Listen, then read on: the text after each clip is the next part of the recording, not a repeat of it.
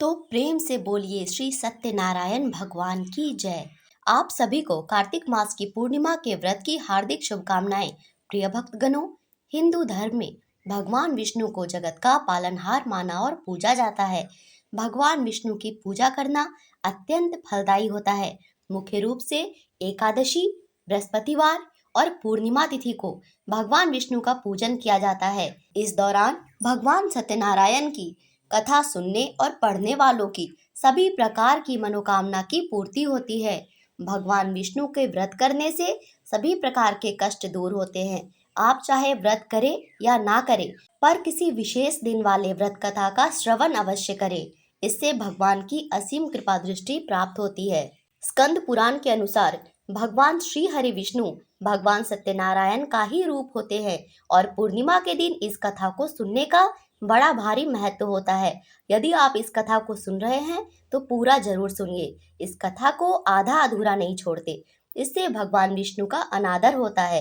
तो पूरी कथा जरूर सुनिए। तो भगवान श्री लक्ष्मी नारायण के चरणों का ध्यान करते हुए सत्यनारायण भगवान की कथा प्रारंभ करते हैं। बोलिए भगवान गणपति की जय, सत्यनारायण भगवान की जय। पौराणिक कथा के अनुसार एक समय नैमिषारण्य तीर्थ में शौनक आदि 88,000 ऋषियों ने श्री सूत जी से कहा, हे प्रभु, इस कलयुग में वेद विद्या रहित मनुष्यों को प्रभु भक्ति किस प्रकार मिलेगी और उनका उद्धार कैसे होगा। हे मुनिश्रेष्ठ, कोई ऐसा तप कहिए जिससे थोड़े समय में ही पुण्य प्राप्त हो और मनोवांछित फल मिले।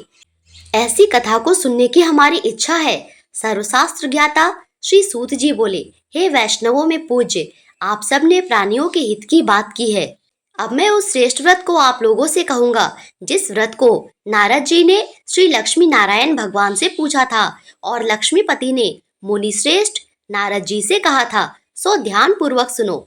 एक समय योगी राज नारद जी दूसरों के हित की इच्छा से अनेक लोकों में घूमते हुए मृत्युलोक में आ पहुंचे। यहाँ अनेक योनियों में जन्मे हुए प्रायः सभी मनुष्यों को अपने कर्मों के अनुसार अनेकों दुखों से पीड़ित देखकर सोचा कि किस यत्न के करने से निश्चय ही प्राणियों के दुखों का नाश हो सकेगा। ऐसा मन में सोचकर देवर्षि मुनि श्री विष्णु लोक को गए। वहां श्वेत वर्ण और 4 भुजाओं वाले देवों के ईश नारायण को देखकर, जिनके हाथों में शंख, चक्र, गदा और पद्म थे तथा वरमाला पहने हुए थे, स्तुति करने लगे। हे भगवान, आप अत्यंत शक्ति से संपन्न हैं। मन और वाणी भी आपको नहीं पा सकती।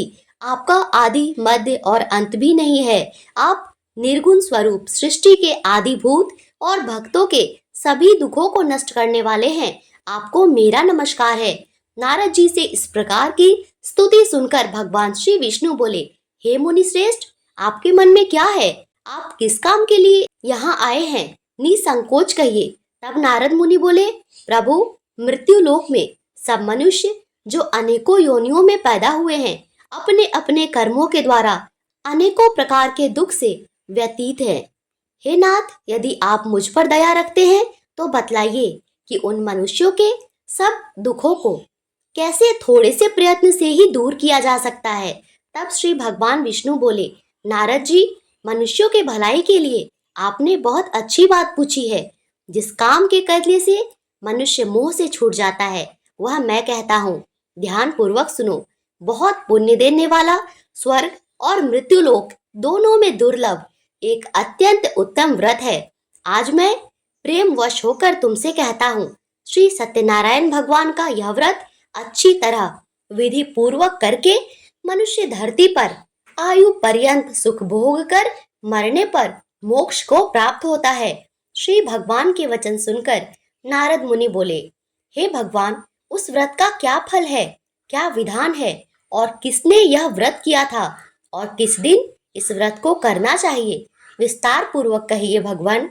भगवान विष्णु बोले, हे नारद, दुख शोक आदि को दूर करने वाला, धन धान्य को बढ़ाने वाला, सौभाग्य और संतान देने वाला यह व्रत सब स्थानों पर विजय पाने वाला है।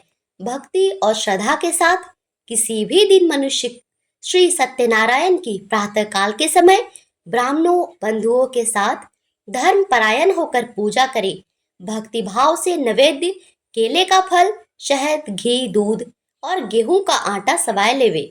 गेहूं के अभाव में साठी का चूर्ण भी ले सकते हैं और सब पदार्थों को भगवान को अर्पण कर दे तथा बंधुओं सहित ब्राह्मणों को भोजन कराए। इसके पश्चात स्वयं भोजन करे। रात्रि में नृत्य, गीत आदि का आयोजन कर रात्रि जागरण कर भगवान सत्यनारायण का ध्यान करते हुए समय बिताए। इस तरह व्रत करने पर मनुष्य की इच्छा निश्चित ही पूरी होती है। विशेष रूप से कलिकाल में भूमि पर यही मोक्ष का सरल उपाय है। प्रेम से बोलिए श्री सत्यनारायण भगवान की जय। श्री सत्यनारायण व्रत कथा का प्रथम अध्याय संपूर्ण। दूसरा अध्याय। सूत जी बोले, हे ऋषियों, जिसने पहले समय में इस व्रत को किया है उसका इतिहास कहता हूँ, ध्यान पूर्वक सुनो। सुंदर काशीपुरी नगरी में एक अत्यंत निर्धन ब्राह्मण रहता था। वह भूख और प्यास से बेचैन हुआ नित्य पृथ्वी पर घूमता था। ब्राह्मणों से प्रेम करने वाले भगवान ने ब्राह्मण को दुखी देखकर बूढ़े ब्राह्मण का रूप धरकर उसके पास जाकर आदर पूर्वक पूछा, हे विप्र, तुम नित्य दुखी होकर पृथ्वी पर क्यों घूमते हो?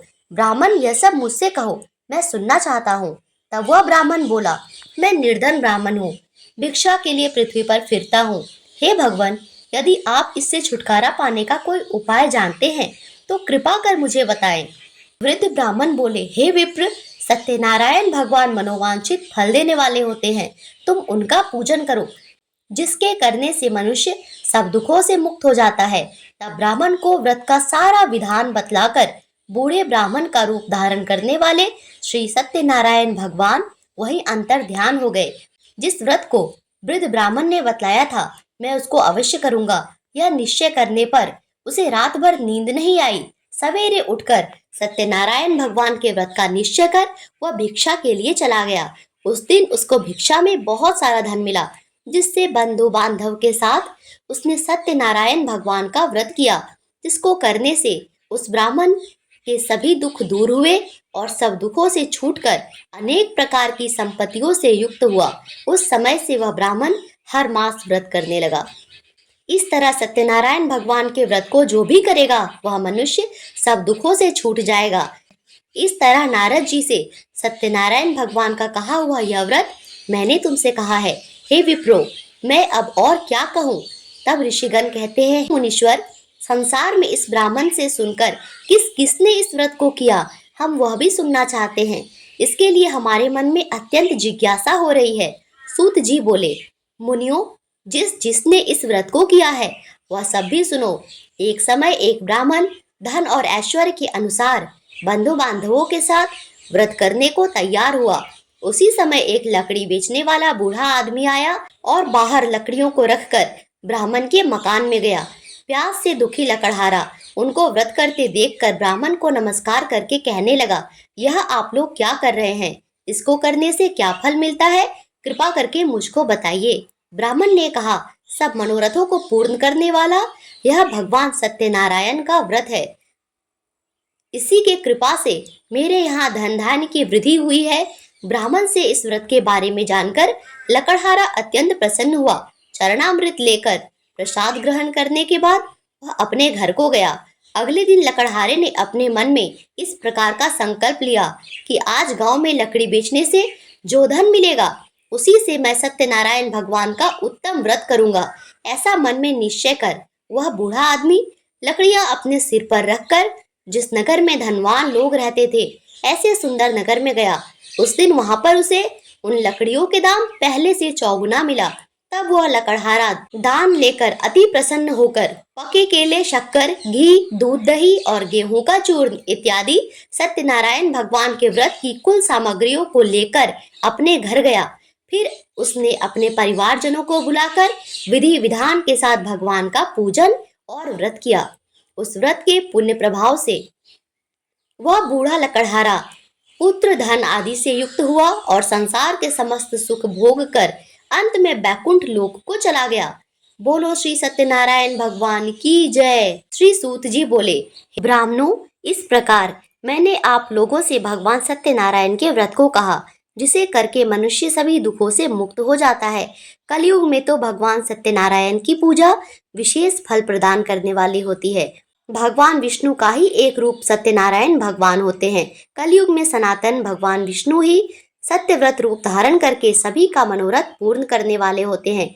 जो भी मनुष्य इस व्रत कथा को पढ़ता है, सुनता है, भगवान सत्यनारायण की कृपा से उसके सभी पाप नष्ट हो जाते हैं। इसीलिए सभी को सत्यनारायण भगवान की कथा अवश्य पढ़नी या सुननी चाहिए। इसी से इस युग में कल्याण होगा। इसी के साथ कथा समाप्त हुई। बोलिए श्री सत्यनारायण भगवान की जय।